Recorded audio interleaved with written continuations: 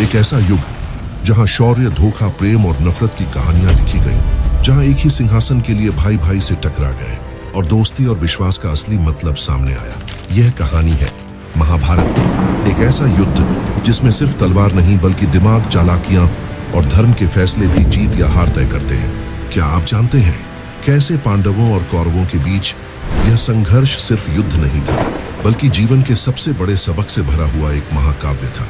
आइए हम आपको ले चलते हैं उस समय में जहां राजनीति और युद्ध का असली रंग दिखा। ये कहानी सिर्फ कहानी नहीं, यह है धर्म और अधर्म, प्रेम और नफरत, जीत और हार का संगम।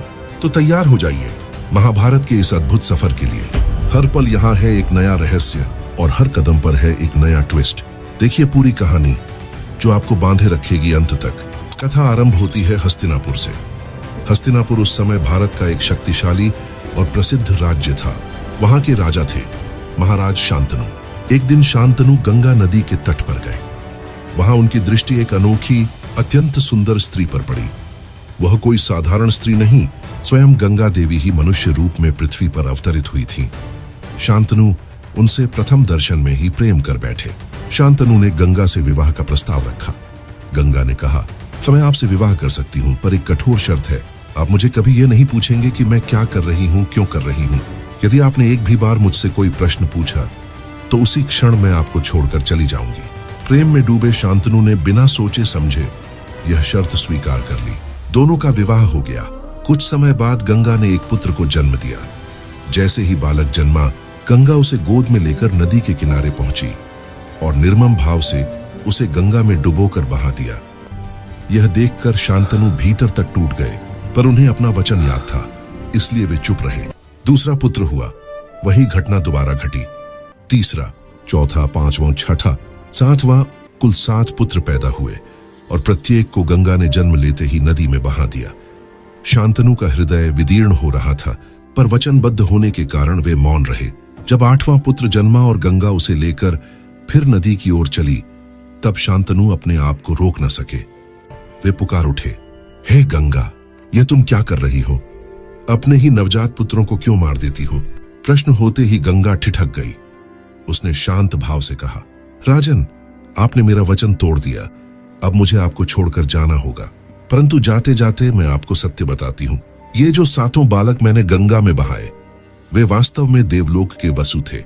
उन्हें श्राप मिला था कि उन्हें पृथ्वी पर जन्म लेना पड़ेगा। मैं इन्हें उनके कर्मों से मुक्त कर रही थी ताकि ये शीघ्र ही स्वर्ग लौट जाए। अब जब आपने प्रश्न कर लिया है तो यह 8वां पुत्र मैं नहीं बहाऊंगी। यही आपका वंश आगे बढ़ाएगा। इसका नाम होगा देवव्रत। इतना कहकर गंगा उस बालक को लेकर देवलोक और आश्रमों में चली गई। वहां उसने देवव्रत को शास्त्र, शस्त्र, नीति, धर्म, युद्ध कला सब कुछ सिखाया। जब देवव्रत युवा हो गए, तब गंगा उन्हें वापस हस्तिनापुर लाकर शांतनु को सौंप गई। देवव्रत अत्यंत वीर, बुद्धिमान और धर्मनिष्ठ युवक बने। समय बीता। एक दिन शांतनु पुनः गंगा के तट पर शिकार से लौट रहे थे। उन्हें हवा के साथ एक विचित्र सुगंध आई। उस सुगंध का पीछा करते करते वे एक मछुआरे के घर तक पहुंचे। वहां एक युवती नौका चला रही थी, सावे वर्ण की, अत्यंत तेजस्वी और सुशील। वही थी सत्यवती। शांतनु उस पर मोहित हो गए और उसके पिता, जो मछुआरों का प्रधान, से विवाह का प्रस्ताव रखा। मछुआरे ने शांति से कहा, राजन, मेरी पुत्री से जो पुत्र उत्पन्न होगा, मैं चाहता हूं कि वही आपका उत्तराधिकारी बने, पर आपके पास तो पहले से एक योग्य पुत्र है, देवव्रत। कल को लोग उसी को राजा बनाना चाहेंगे। मैं तभी यह विवाह स्वीकार करूंगा जब आप मुझे यह आश्वासन दें कि सिंहासन केवल मेरी पुत्री के गर्भ से उत्पन्न संतान को ही मिलेगा। शांतनु धर्म संकट में पड़ गए। वे देवव्रत से अधिक प्रेम करते थे, इसलिए इतना बड़ा अन्याय नहीं कर सकते थे। उदास मन से वे हस्तिनापुर लौट आए। उनके उदास चेहरे को देखकर देवव्रत ने कारण जानना चाहा। बहुत पूछने पर सत्य सामने आया। देवव्रत अकेले ही मछुआरे के पास पहुंचे और कहा, मैं महाराज शांतनु का पुत्र देवव्रत हूं। मैं प्रतिज्ञा करता हूं कि मैं कभी भी हस्तिनापुर का राजा नहीं बनूंगा। आपकी पुत्री से जो पुत्र होगा, वही इस राज्य का राजा बनेगा। मछुआरा फिर भी आश्वस्त नहीं हुआ। उसने कहा, तुम तो यह कह रहे हो, पर तुम्हारी संतान? कल को तुम्हारे पुत्र राज सिंहासन पर अधिकार नहीं मांगेंगे। तब देवव्रत ने एक ऐसी भयानक प्रतिज्ञा ली जो इतिहास में अमर हो गई। उन्होंने कहा, मैं जीवन भर अविवाहित रहूंगा। मैं कभी विवाह नहीं करूंगा, इसलिए मेरा कोई पुत्र ही नहीं होगा। मेरी संतान न होगी तो मेरे वंश से कोई राज्य का अधिकारी भी नहीं होगा। यह सुनते ही देवता तक चकित रह गए। आकाशवाणी हुई, यह भीष्म प्रतिज्ञा है, और जो यह प्रतिज्ञा ले वह भीष्म कहलाएगा। उस दिन से देवव्रत का नाम पड़ गया भीष्म। सत्यवती का विवाह शांतनु से हो गया। सत्यवती से 2 पुत्र उत्पन्न हुए, चित्रांगद और विचित्रवीर्य। चित्रांगद युवावस्था में ही युद्ध में मारे गए। विचित्रवीर्य की शादी गांधार देश की 2 राजकुमारियों अंबिका और अंबालिका से हुई।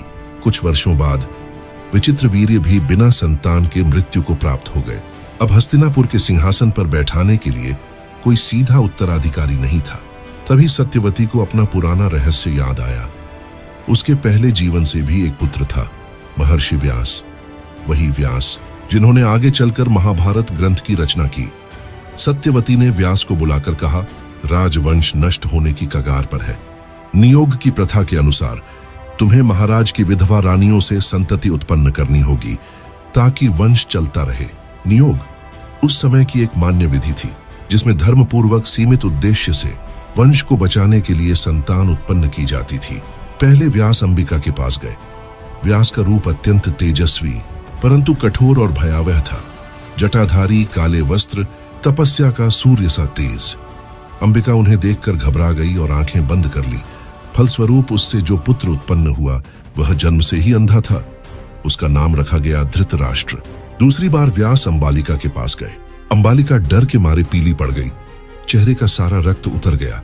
परिणाम स्वरूप जो पुत्र उत्पन्न हुआ वह दुर्बल शरीर वाला रोगग्रस्त सा था। उसका नाम पड़ा पांडु। तीसरी बार जब व्यास को बुलाया गया तो अंबिका स्वयं जाने के स्थान पर अपनी दासी को भेज देती है। दासी न डरती है न घबराती है। वह नम्रता और शांति से व्यास के सामने बैठती है। उससे उत्पन्न हुआ एक अत्यंत बुद्धिमान धर्मनिष्ठ पुत्र विदुर, किंतु दासी पुत्र होने के कारण उसे राज सिंहासन का अधिकारी नहीं माना गया। अब राज्य में 3 प्रमुख पुरुष हैं, धृतराष्ट्र अंधे, पांडु दुर्बल, विदुर दासी पुत्र। राजत्व सौंपा गया पांडु को क्योंकि वे देखने, सुनने और युद्ध करने योग्य थे। धृतराष्ट्र का विवाह हुआ गांधारी से। जब गांधारी ने सुना कि उनका होने वाला पति जन्म से अंधा है तो उन्होंने पतिव्रता धर्म निभाने के लिए स्वयं अपनी आंखों पर पट्टी बांध ली और जीवन भर कभी प्रकाश नहीं देखा। पांडु का विवाह हुआ कुंती से, फिर दूसरी पत्नी के रूप में माद्री से। एक दिन पांडु वन में शिकार करने गए। वहां उन्होंने देखा कि एक हिरण और हिरणी समागम की स्थिति में है। बिना सोचे समझे उन्होंने उन पर बाण चला दिया। जैसे ही बाण लगा वह हिरण अपने वास्तविक रूप में प्रकट हुआ। वह एक अर्षि थे, अपनी पत्नी के साथ मृग रूप में। मृत्यु से पूर्व आर्ष ने श्राप दिया, जिस प्रकार तूने मुझे और मेरी पत्नी को इस समय मारा है, उसी प्रकार जब भी तू किसी स्त्री के साथ संगम करेगा उसी क्षण तेरी मृत्यु हो जाएगी।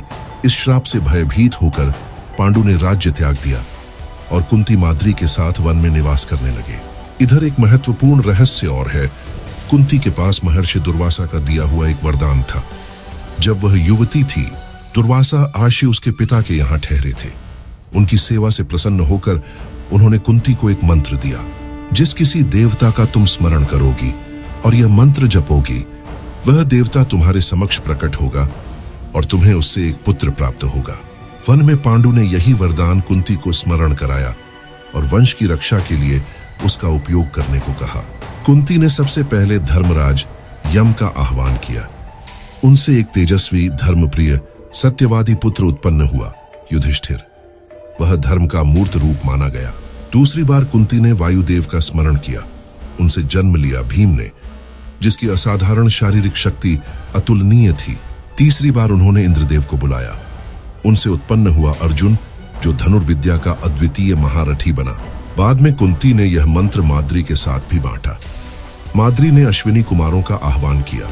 उनसे जुड़वां पुत्र उत्पन्न हुए, नकुल और सहदेव। इस प्रकार 5 पांडव उत्पन्न हुए, युधिष्ठिर, भीम, अर्जुन, नकुल और सहदेव। एक दिन वन में पांडु माद्री के प्रति मोहवश श्राप भूलकर उसके समीप गए।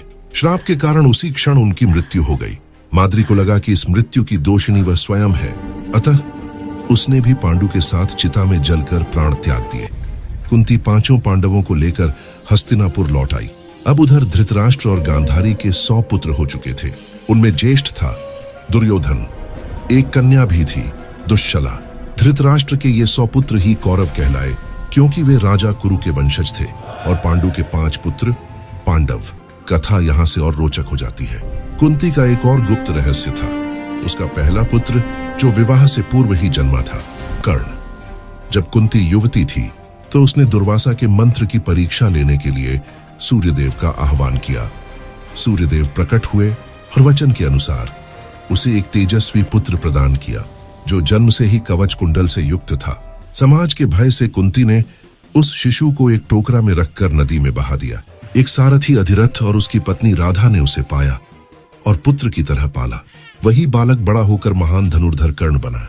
वह जन्म से तो क्षत्रिय और पांडवों का ज्येष्ठ भाई था, पर समाज की दृष्टि में वह केवल सूत पुत्र कहलाया। हस्तिनापुर में पांडव और कौरव साथ साथ बड़े हुए। उनकी शिक्षा दीक्षा के लिए गुरु द्रोणाचार्य को नियुक्त किया गया। द्रोणाचार्य ने शीघ्र ही पहचान लिया कि अर्जुन में असाधारण प्रतिभा है। अर्जुन ने तपस्या के समान अभ्यास किया, इसलिए गुरु का विशेष स्नेह उसे मिला। कर्ण भी महान धनुर्धर था, परंतु जाति के कारण उसे बराबरी का स्थान नहीं दिया गया। एक राजसभा में जब अपने कौशल का प्रदर्शन हुआ तो कर्ण अर्जुन को चुनौती देना चाहता था, परंतु भीष्म और अन्य ने कह दिया, कर्ण तो सूत पुत्र है, राजकुमारों के समकक्ष कैसे खड़ा हो सकता है। इस प्रकार कर्ण का अपमान हुआ। उसी समय दुर्योधन ने उसका हाथ थामा, उसे अंग देश का राजा बना दिया और जीवन भर मित्रता का वचन दिया। कर्ण ने भी दुर्योधन का साथ निभाने की प्रतिज्ञा कर ली, चाहे रास्ता कैसा भी हो। दुर्योधन बचपन से ही पांडवों से ईर्ष्या करता था। युधिष्ठिर की सत्यनिष्ठा और धर्म पालन, भीम की बलशाली देह, अर्जुन की वीरता और अस्त्र विद्या, नकुल सहदेव की सुंदरता और ज्ञान, ये सब देख देख कर उसके भीतर जलन बढ़ती रही। उसकी यह ईर्ष्या और द्वेष उसकी माता के भाई शकुनी ने और भड़का दी। शकुनी स्वयं हस्तिनापुर से मन में बैर रखता था। वह हर हाल में इस राजवंश को तोड़ना चाहता था। शकुनी और दुर्योधन ने पहला बड़ा षड्यंत्र रचा, लक्षागृह। उन्होंने मोम, घी, लकड़ी और ज्वलनशील पदार्थों से बना एक सुंदर महल बनवाया और पांडवों को वहां रहने के लिए भेज दिया। योजना थी, रात में उस महल को आग लगाकर पांडवों को जला दिया जाए, परंतु विदुर को यह षड्यंत्र समझ में आ गया। उन्होंने गूढ़ संकेतों में पांडवों को सावधान कर दिया। भीम ने रात्रि में एक गुप्त सुरंग बनवाई। एक रात महल में आग लगी, परंतु पांडव अपनी माता के साथ उस सुरंग के रास्ते निकल गए। बाहरी लोगों को लगा कि पांडव जलकर मर गए, परंतु वे भेष बदलकर वन में इधर उधर घूमने लगे। इसी काल में उन्हें पंचाल देश में द्रौपदी के स्वयंवर की सूचना मिली। राजा द्रुपद ने अपनी पुत्री द्रौपदी के लिए एक कठिन परीक्षा रखी थी। ऊंचाई पर घूमते हुए चक्र के ऊपर मछली की आंख का निशाना और नीचे जल में दिखाई दे रहे उसके प्रतिबिंब को देखकर ही उसे भेदना। अनेक महारथी राजकुमार राजा उस परीक्षा में असफल रहे।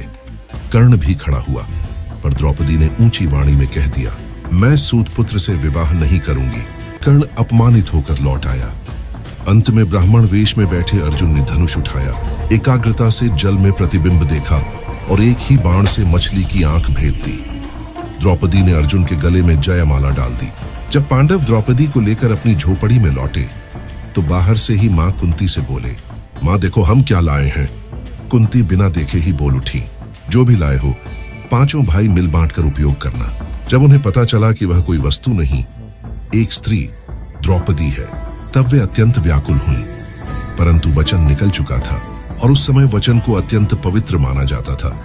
फिर ऋषि भीष्म आदि ने विचार कर यह निर्णय किया कि द्रौपदी 5 पांडवों की पत्नी बनेगी। इसके बाद सबको झांत हुआ कि पांडव जीवित हैं। हस्तिनापुर में पुनः राजनीतिक हलचल मच गई। खुला युद्ध न छिड़े, इस भय से निश्चय किया गया कि राज्य 2 भागों में बांट दिया जाए। धृतराष्ट्र के पुत्र कौरवों को मिला हस्तिनापुर और पांडवों को दिया गया एक उपेक्षित बंजर सा प्रदेश खांडवप्रस्थ।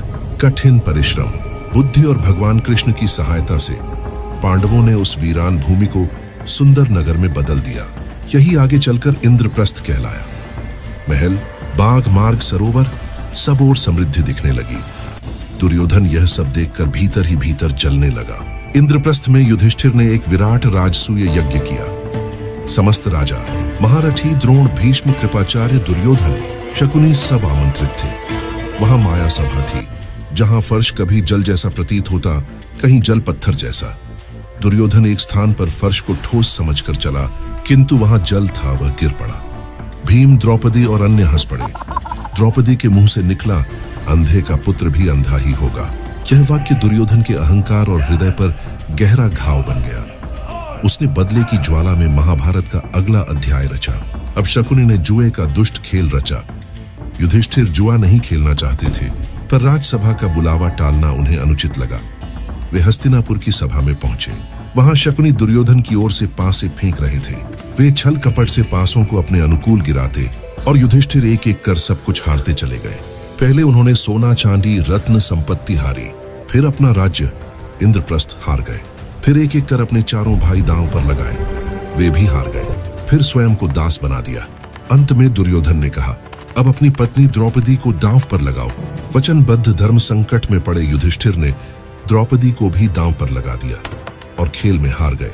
दुर्योधन ने आदेश दिया, द्रौपदी को सभा में घसीट कर लाओ। दुशासन गया और द्रौपदी को केश पकड़कर राजसभा में ले आया। द्रौपदी ने सबसे पहला प्रश्न किया, जब राजा युधिष्ठिर स्वयं को पहले ही हार चुके थे, तो क्या उनके पास मुझे दांव पर लगाने का अधिकार बचा था? पूरी सभा मौन रह गई। भीष्म, द्रोण, विदुर, कृपाचार्य सब धर्मशास्त्र की उलझनों में फंस गए, पर किसी ने स्पष्ट उत्तर देने और अन्याय रोकने का साहस न किया। दुर्योधन यहीं नहीं रुका। उसने अपने वस्त्र पर हाथ मारकर द्रौपदी की ओर इशारा कर घोर अपमान किया। दुशासन ने द्रौपदी की साड़ी पकड़कर उसके वस्त्र हरण का प्रयत्न किया। द्रौपदी पहले अपने आंचल को बचाने का प्रयास करती रही, फिर हारकर दोनों हाथ उठा दी और हृदय से पुकारा, हे कृष्ण। कृष्ण की कृपा से उसके वस्त्र अनंत हो गए। दुशासन जितना खींचता उतने ही वस्त्र बढ़ते जाते। अंततः दुशासन थक कर गिर पड़ा। सभा का सिर शर्म से झुक गया, पर दुर्योधन, कर्ण और शकुनी अपने पाप पर भी गर्व कर रहे थे। उसी दिन द्रौपदी ने प्रतिज्ञा की कि वह अपने केश तब तक नहीं बांधेगी जब तक दुशासन के सीने से रक्त धोकर उसे स्नान न करा दे और दुर्योधन की जांघ न टूटे। इस भीषण अपमान के बाद निश्चय हुआ कि पांडवों को वनवास दिया जाएगा। निर्णय यह हुआ 12 वर्ष का वनवास और उसके बाद 1 वर्ष का अज्ञातवास। यदि अज्ञातवास के दौरान उनकी पहचान किसी ने कर ली तो पुनः 12 वर्ष का वनवास और 1 वर्ष अज्ञातवास। ऐसा दंड बार बार लागू होगा। धर्म पालन हेतु पांडवों ने इसे स्वीकार किया।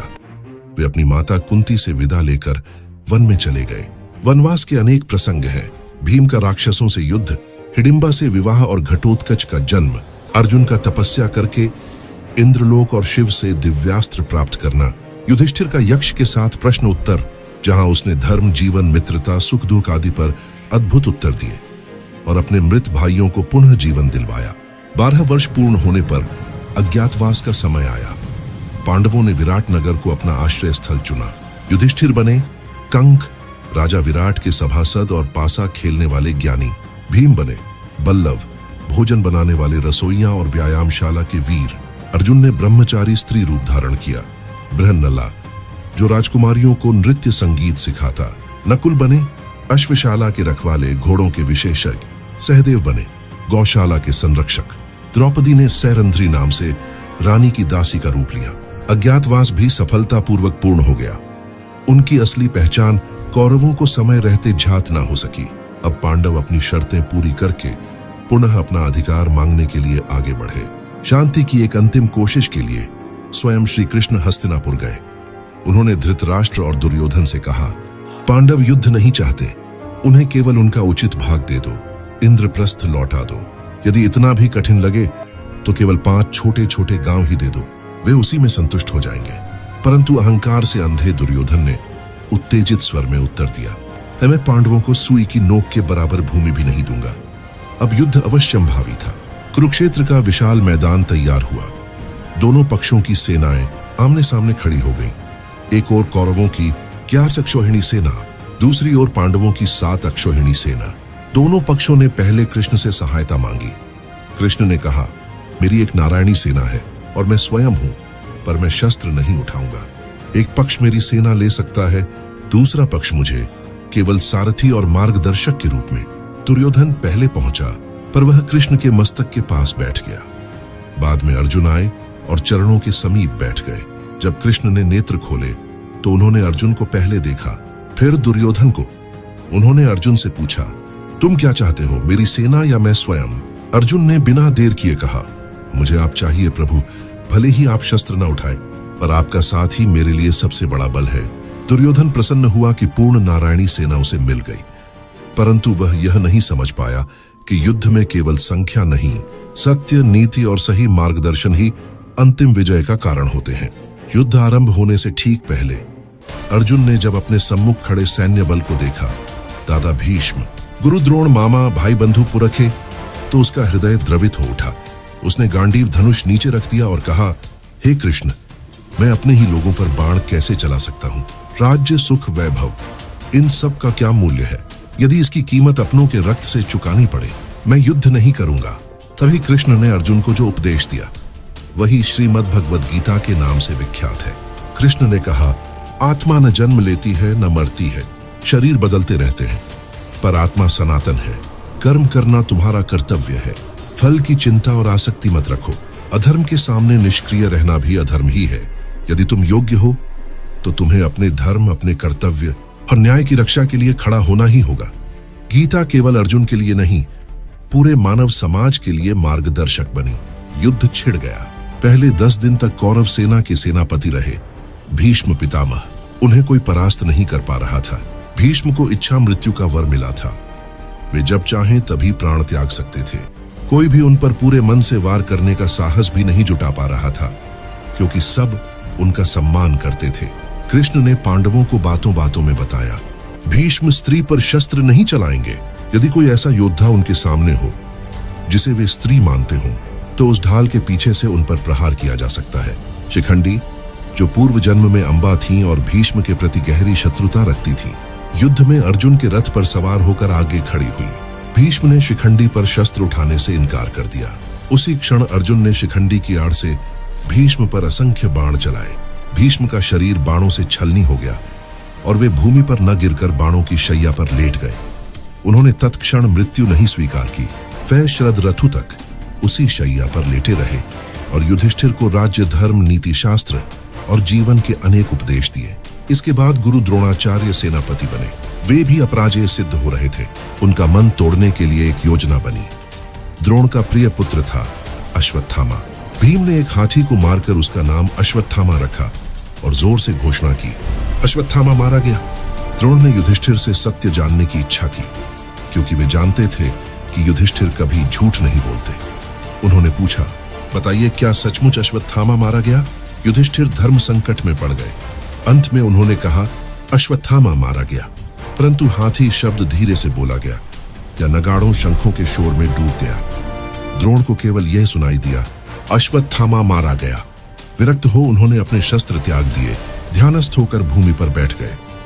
उस समय द्रुपद पुत्र धृष्टद्युम्न आगे बढ़ा और अधिकार पूर्वक द्रोणाचार्य का वध कर दिया।